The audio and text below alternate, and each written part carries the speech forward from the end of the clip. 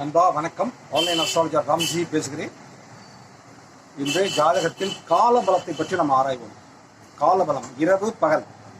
சில கிரகங்கள் பகல் பொழுதில் பலமாக இருக்கும், சில கிரகங்கள் இரவு பொழுதில் பலமாக இருக்கும். சூரியன் பகலில் தான் இருப்பார்.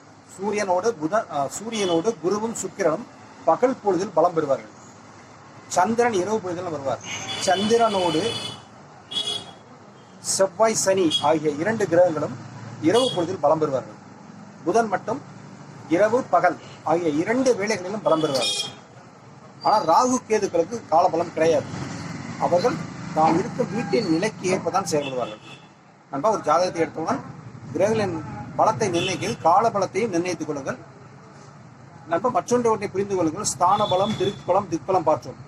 அந்த பலத்திற்கு இணையானது அல்ல காலபலம். காலபலம் என்பது ஓரளவு உள்ள பலமே. காலபலத்தை முதன்மையாக எடுத்துக்கொள்ள வேண்டாம். மேலும் ஒரு ஜாதகத்தில் ஒரு கிரகங்கள் பகல் பொழுதில் பிறந்துள்ளதா இரவு பொழுதில் பிறந்துள்ள ஜாதகரா என்பதை கணிக்கலாம்.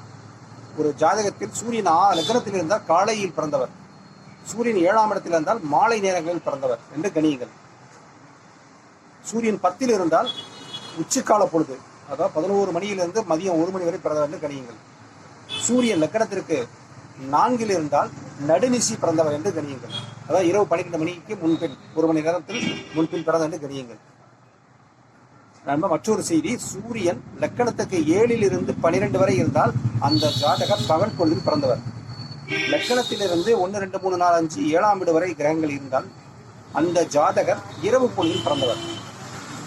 லக்கணத்திற்கு 1ஆம் இடமும் 7ஆம் இடமும் பகல் மாலை என 2 வேளைகளும் வரும்.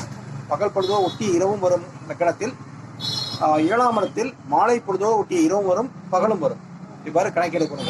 1லிருந்து 7க்குள் அடங்கிய இடங்கள் இரவு பொழுது, 7லிருந்து 12க்குள் அடங்கிய இடங்கள் பகல் பொழுது. இவ்வாறு கணக்கில் எடுத்துக் கொள்ளுங்கள். இந்த நிலையில கொண்டு கிரகங்கள் காலபலத்தை நிர்ணயித்துக் கொள்ளுங்கள். நண்பா, ஒன்றை புரிந்து கொள்ளுங்கள். காலபலம் என்பது முதன்மையானது அல்ல.